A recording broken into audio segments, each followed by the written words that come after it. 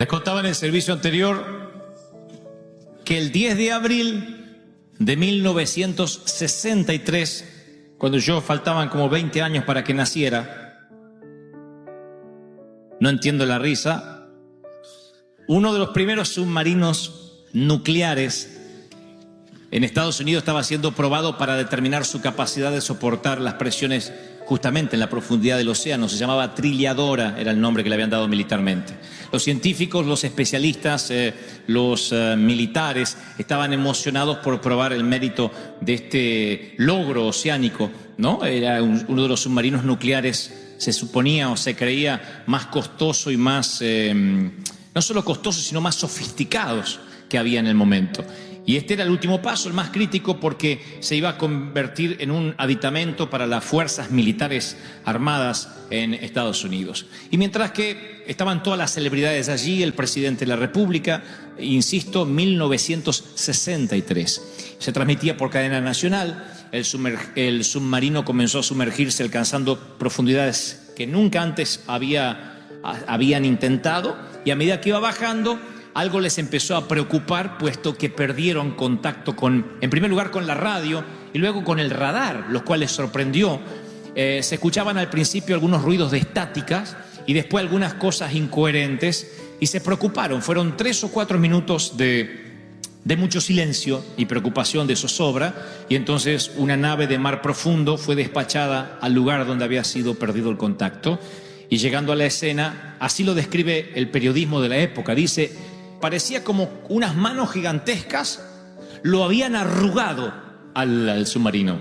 En un ataque de ira, dice, como un periódico viejo. Y luego de recoger experiencias y identificar por qué había ocurrido esto, arribaron a la siguiente conclusión. Había fallado la soldadura de uno de los mamparos del submarino, y el océano, la presión había sido tanta, a tanta profundidad, la presión había sido tan intensa que rompió e hizo añicos el submarino, causando una implosión. O sea, se metió el océano adentro y causó una implosión. Murieron 129 hombres. 129 víctimas quedaron en el fondo del océano para siempre. De allí se acuñó la frase, lo que es la presión de aire negativo o negativa. La presión de aire negativa es cuando la presión exterior es más fuerte que lo que tenemos dentro, que lo que hay dentro. Si es presión de aire positivo es porque la presión exterior es menor a la presión interior. Pero cuando de afuera la presión es mayor, es una presión de aire negativa. Y esa presión de aire lo que hace, aunque tengamos una moderna tecnología o una gran preparación, siempre termina implosionando. Y cuando leía esta noticia, que obviamente yo no me enteré hasta hace muy poco, tal vez soy ignorante en el tema, pero acabo de enterarme hace un par de días, el Espíritu Santo me mostraba y me decía que similar a esto, muchos de nosotros hemos estado viviendo en ocasiones en transcurso de nuestra vida bajo una presión fuerte que termina causando implosiones internas. Hablo de presiones exteriores como los que viven un matrimonio infeliz, los que viven un negocio en el cual no son felices, los que tienen empleados problemáticos, los que no tienen empleo, los que están esperando un ministerio que no llega, los solteros que se están preocupando, los casados que se preocupan por enviudar, los viudos que se preocupan por volver a casarse y colapsan bajo la presión exterior. La presión exterior es como que hay toda una corriente que nos dice: es por acá donde tenemos que ir. Voces que no paramos de oír. Yo pensaba, si un submarino con tanta tecnología, tan caro, con todo lo que en la época se podía brindar, de pronto colapsó, implosionó por una pequeña rajadura, me pregunto si en la vida no nos pasará exactamente igual, si no tendremos pequeñas grietas por donde de pronto la presión es tan intensa que no lo soportamos.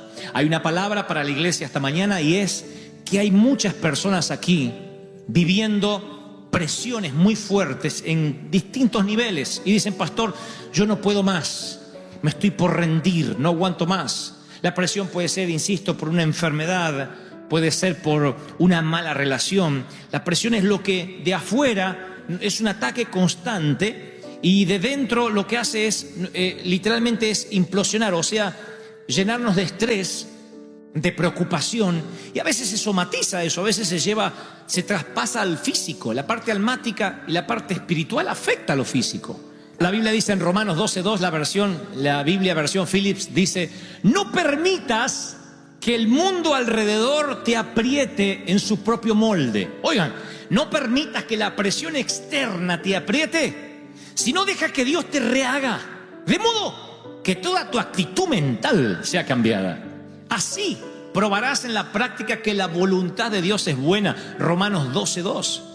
Tener a Cristo en el corazón no es simplemente un distintivo que te pone como cristiano, sino que tener a Cristo es que su presencia te llena y es más fuerte lo que hay adentro que la presión exterior.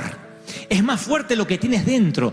Por eso no te puede pasar lo del submarino nuclear nunca, porque es tanto lo que Dios te llena y te va llenando y te va llenando, que de pronto la presión interna es más fuerte que la externa. Tengo base bíblica para esto. Primera de Juan 4:4 dice: mayor es el que está en nosotros. Alguien tiene que decir amén. Que el que está afuera, que el que está en el mundo es mayor. O sea, si estás en las profundidades y dice: pastor, vine pero estoy en las profundidades, estoy tapado de algas. Si estás en las profundidades, no te rindas. Porque cuando salires a la guerra y te encontrares con un pueblo más grande que tú, no tengas temor, porque yo, Jehová, peleo las batallas por ti, dice el Señor. Yo estoy contigo. ¿Lo creen, sí o no? Ahora, yo decía hoy, hay un punto en nuestra vida donde nos damos por vencidos, donde decimos no puedo más. Esto nos pasa a todos los mortales, a todos los seres humanos. Hay momentos, yo le llamo el punto de resignación. Todos tenemos un punto de resignación, donde nuestra paciencia llega hasta cierto nivel y después decimos no puedo más. Y no está mal que tengamos un punto donde no podamos más. No está mal, porque hay un momento donde somos humanos y necesitamos derrumbarnos en la cama y decir: Señor, ayúdame. No tenemos que ser superhéroes toda la vida. Hay momentos que podemos llorar, aún siendo hombres, los varones. Hay momentos que podemos decir no puedo más, estoy triste. Eso no está mal, porque somos humanos, somos cuerpo, alma y espíritu, tripartito. El tema es que hay alguien que te observa, hay alguien que cuidadosamente graba tus puntos de renuncia, de resignación, y es Satanás. Él tiene mucha paciencia y sabe que hay un momento en que nosotros nos rendimos. ¿Y qué hace? Él sabe que tiene que levantar oposición. No puede detener nada de lo que Dios nos quiere dar. Pero como les dije hace un fin de semana atrás, el viernes, el diablo no puede robarte tu ministerio, pero puede quitarte el gozo de servir. No puede robarte la salvación, pero puede robarte el gozo de la salvación. Y de pronto transformarte en alguien aburrido, triste, donde la presión externa es tan fuerte que por una pequeña grieta que todos podemos llegar a tener, se mete el océano externo. Y un día estás deprimido, angustiado, y no sabes por qué. Pero hay algo que, insisto con esto, yo no creo en eso de que necesariamente porque mi abuelo era un sinvergüenza, la sinvergüenzasura está dentro del corazón. No, acabo de inventar esa segunda palabra. Yo no creo que porque era vago tu tatarabuelo, la vagancia corre por tus venas. No, yo creo que cuando venimos a Cristo somos nuevas criaturas y las cosas viejas pasaron. Y aquí el Señor hace todas las cosas nuevas, pero eso no nos quita la cultura, eso no nos quita la educación, eso no nos quita que lo que nos enseñaron permanece por años. Y entonces uno tiene que enfrentarse a la cultura, y la cultura nos presiona. Por ejemplo, mi papá siempre me dijo que yo tenía que comprar, que rentar, alquilar se dice en Argentina. Rentar es tirar el dinero. En cualquier cosa, eso es tirar dinero. Y le digo, ¿qué pasa si uno no puede comprar y tiene que rentar? Es tirar dinero. Y su mentalidad se me metió, había una presión externa. Mi submarino, que era chiquitito, yo era un submarinito de 10 años, se sumergió en el océano de los Goebbels. Y los Goebbels empezaron a decir: si quieres tener algo, tienes que tener lo propio, si renta eres pobre. Los Goebbels me presionaron con un montón de frases que no tenemos, no hay, no se puede. Y Dios tenía que sanear eso en mi corazón.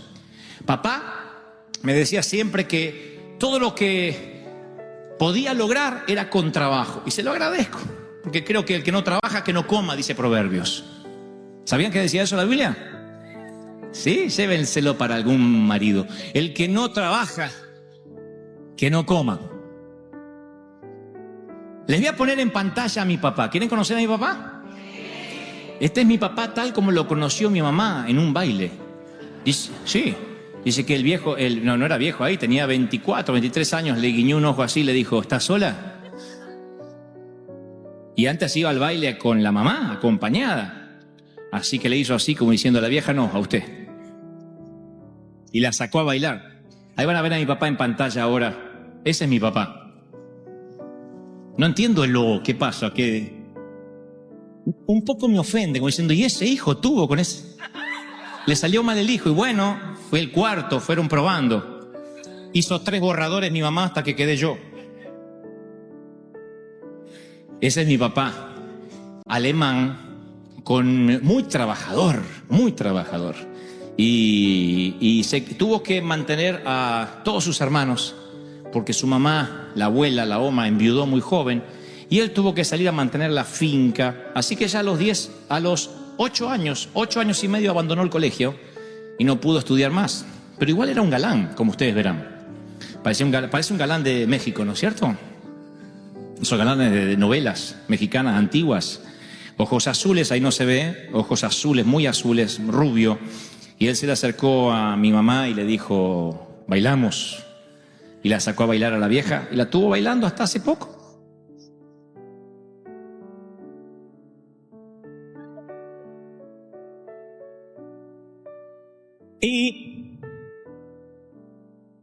Y este es mi papá ahora. Esto fue hace un par de años atrás cuando estuve en Argentina. Ahora le voy a mostrar a mi papá ahora. Él ya tiene 89 años. Ayer hablé con él, 89 años.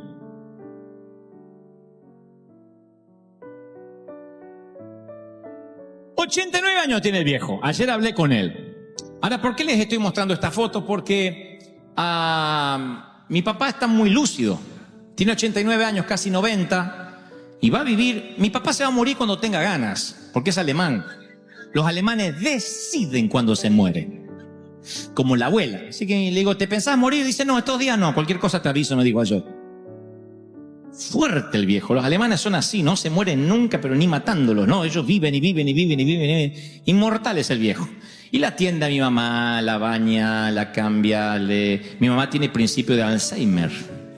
Y hace muchos años que casi mamá no me reconoce, quedó el recuerdo mío en su cabeza como un niño de 10 años. Y cada vez que le hablo me dice, ¿y fuiste al colegio, Dantecito? ¿Fuiste? ¿Hiciste la tarea? Mamá, no hago más tarea. Ay, te van a echar del colegio, dice. No puede verme grande. Entonces obviamente no puedo tener muchas charlas. De papá heredé una cosa, heredé la cultura de trabajo. Si ustedes me dicen, ¿qué es lo primero que se te viene a la mente de tu papá? Y es verlo a las 5 de la mañana, todos los días de su vida, feriado o no feriado, a las 5 de la mañana preparándose un té caliente y yéndose a la carpintería a trabajar, esperando la jubilación. Él la esperó la jubilación desde los 23 años. Sin sueños, sin grandes proyectos, es un ebanista, un genio para la madera, o lo era por lo menos, pero nunca quiso arriesgar. Yo un día le pregunté si uno podía tener sueños y me dijo, hoy los Goebbels no tenemos muchos sueños, hay que salir, agachar el lomo, que es una frase, una forma argentina de decir hay que trabajar como burro. Hay que trabajar y parar la olla y es todo lo que puedes hacer. Cuando un día le dije que iba a dejar de estudiar, me dijo, no hay problema, pero entonces va a tener que trabajar. Y me llevó a su carpintería, donde trabajé casi por 2 años al lado de él y no había concesiones conmigo, ¿eh? Yo no era el hijo, me gritaba más que a los demás.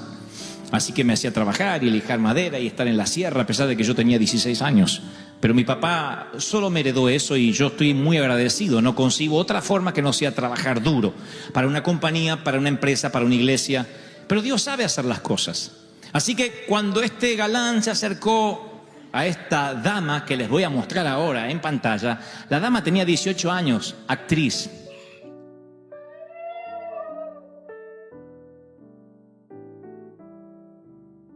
Muy bonita. Ella siempre fue actriz y muy embustera. Creo que está loca, siempre estuvo loca, siempre. El Alzheimer fue lo más serio que le ha pasado en la vida, porque siempre estuvo loca, siempre. Y quizás fue eso lo que llamó la atención a papá. Pero dicen que en el matrimonio hay que ceder, y siempre es el carácter más débil el que cede al más fuerte, y el alemán era fuerte, y ella cedió. Ella siempre quería ser cantante. Su papá, nacido en Londres, un londinense, un gentleman inglés, literalmente, es un artista, fue un artista plástico, un escultor, pintor, dibujante, exhibía en los museos de Londres. Y ella heredó todo eso, el dibujo, la actuación, el histrionismo. Tenían que ver a mamá en la fiesta, subirse a las sillas para contar algo. Un día contó, ella tenía como 50 y tantos años, estábamos en una Navidad, y dice, ¿vieron lo que le pasó a fulana de tal? Que no podía soportar las hormigas. No, dice, sí, se subió literalmente a una silla así. Y así como sufren ustedes conmigo ahora, yo sufría con mamá. Decía, mamá, te vas a caer, te vas a caer. No, pero les muestro, damos todo. ¡Oh! Y mamá arriba de una silla, nunca olvidaré eso. No se cayó, pero todos nos infartamos aquella vez porque dijimos, se cae la vieja, se quiebra delante de todos en Navidad. Y se subió a la silla para mostrar cómo escapaba de las hormigas. Siempre fue actriz. Aunque mi papá no le dejó nunca más pisar un teatro, ella siguió actuando, diciéndonos a nosotros que ella se iba a morir en cualquier momento. Acabo de romper la silla así. Siempre siguió actuando y siempre estuvo loca. Pero Dios tenía que juntarlos a los dos, supongo porque necesitaba la fortaleza del viejo para que se heredara a través de la sangre, pero también necesitaba la locura de la vieja en mí. Y entonces la vieja me solía decir, Dantecito, usted tiene muchas cosas adentro. El día que se destape, ¡oh! Porque yo estaba tapado.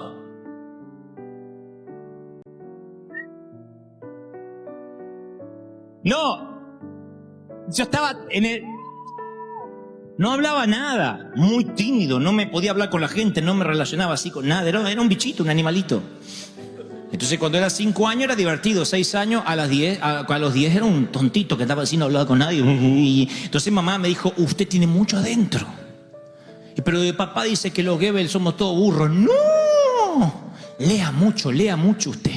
Y me compró libros y libros y libros y libros. Lea, así nunca va a tener errores de ortografía y su lenguaje va a mejorar. Va a ver que si usted se lo propone, hasta artista va a ser, capaz que hasta en la tele o llega a ser presidente, quién sabe, decía la vieja. Entonces, como que ella me decía a mí lo que no pudo ser. Esta es mamá ahora, ya hace 2 años atrás, mucho más ancianita, cuando ya el Alzheimer había cobrado parte de su cabeza y ya no me reconocía mucho. Esa es mi mamá ahora. Todavía se mantiene bien la viejita. Se puso los dientes para la foto.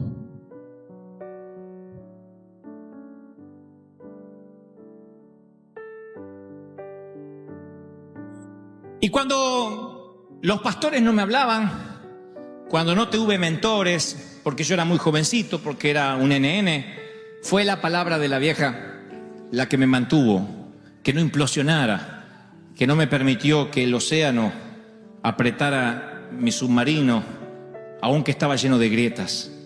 Entonces, en todos estos años, desde que ella no está bien de su cabeza, yo extrañaba sus palabras de aliento, porque las madres y los padres tienen un poder sobre los hijos. Puede haber 50.000 personas que dicen que me aman, no hay como una mamá diciendo te amo. Pero cuando una madre ya no te reconoce, uno siente un dolor extraño, un sentimiento extraño. Así que desde hace 6 años que estamos aquí en Estados Unidos, que cada vez que llamo a Buenos Aires, hablo solo con papá. Y le digo, ¿la vieja está ahí? Me dice, sí, pero ni se acuerda, no te reconoce. Y es verdad. Y las pocas veces que yo le hablé, ella me ve como si fuera chico, como si fuera un niño de 10 años. Así que ayer estaba haciendo este mensaje, al que titulé Vivir bajo presión. Por alguna razón relacioné el submarino con la presión que yo tuve toda la vida de no parecerme a papá, de tomar algo de lo que la vieja me había legado. Así que tomé un descanso porque me dolía la vista y dije, voy a llamar a mis viejos otra vez. Así que le dije, hola papá, hablé con él. Y de pronto escucho la voz de la vieja atrás que dice, ¿quién es? Y él le dice, no lo vas a conocer. Él es muy sutil para decir las cosas, el alemán. Y le digo, no me conoce. No, si dice, no conoce ni a tu hermano cuando viene, no conoce, está perdida. Y ella dice, ¿es el Dantecito? Le digo, pasame papá, que me reconoció. Así que le digo, hola mamá, ¿cómo estás? Y esperaba que me dijera algo como, ¿cómo estás en el colegio? ¿Hiciste la tarea? Y estaba dispuesto a decirle, sí, me ando mal en matemática, ahora por mí mamá, para tener una charla. Pero me dice, ¿y cómo está la iglesia? Entonces, le digo, bien. Le digo, bien. Le digo, bien, mamá, somos muchos. Oh, son muchos, sí. Y ahora nos vamos a un lugar más grande. Le digo, vamos, no le voy a decir arena porque piensa que vamos a estar en una iglesia en la playa. Le digo, vamos a un lugar grande, vamos a ir a un lugar grande. Oh, qué lindo. Tuvo un momento de lucidez, pero no paró ahí, sino que me dice, estás en la tele. Sí, ¿y por qué no te veo acá que te busco? Le digo, porque estoy en Estados Unidos, mamá. Pero entonces no estás en la tele. Sí, pero en la tele de acá. Y yo también tengo, ¿por qué no te veo? Porque es otra tele de allá. ¿Estás en la tele o no estás en la tele? Estoy. ¿Por qué no te veo? Porque sale acá, allá no sale. Ah, la voy a tener que arreglar, sí. Y luego dice, bueno, hijo, te dejo, te dejo. Bueno, gracias, mamá, gracias. Y antes de cortar me dice, el día que te destapes, que salga lo de adentro porque tenés tantas cosas.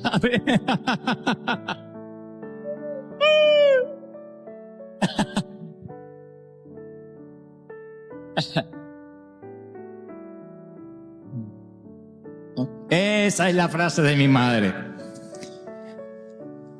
De haber seguido con la lucidez, ayer le hubiese dicho que ya me destapé. Que pasaron muchos años desde que perdí la vergüenza. Hubiese querido decirle que finalmente no oí la voz del viejo, que finalmente no le creí que los Goebbels éramos todos burros, que no estaba condenado a rentar y que por eso me iba a volver pobre. Hubiese querido decirle que, así como ella, bajito a veces me decía, cuando yo era chico, todo lo que tengas, hacelo, que no te presionen. Y miraba así como diciendo el viejo. Hubiese querido decirle que yo sí le creí a Dios y que nunca perdí esa beta artística y que seguí siendo loco y que moriré loco como la vieja. Hubiese querido decirle tantas cosas, pero lo más lindo hubiese sido decirle algo como, ¿sabes? La presión no me hizo colapsar. Finalmente Dios cumplió o está cumpliendo su propósito en mí. Dios lo está haciendo, mamá, lo has logrado, has hecho algo bien. Pero interpreté de que ya no me reconocía. Fue solo un momento de lucidez porque luego empezó a hablar ciertas incoherencias. Y dije, pásame con papá. Y dejó el teléfono y papá volvió y dijo, ¿viste? No sabe lo que está diciendo. Le digo, oh sí, dijo que me voy a destapar y que tengo que sacar todo lo de adentro. Oh, pero ni sabe lo que dice. Le digo, sí, papá, me lo decía de chico, vos no oías. Pero eso me lo decía de pequeño y me lo volvió a decir.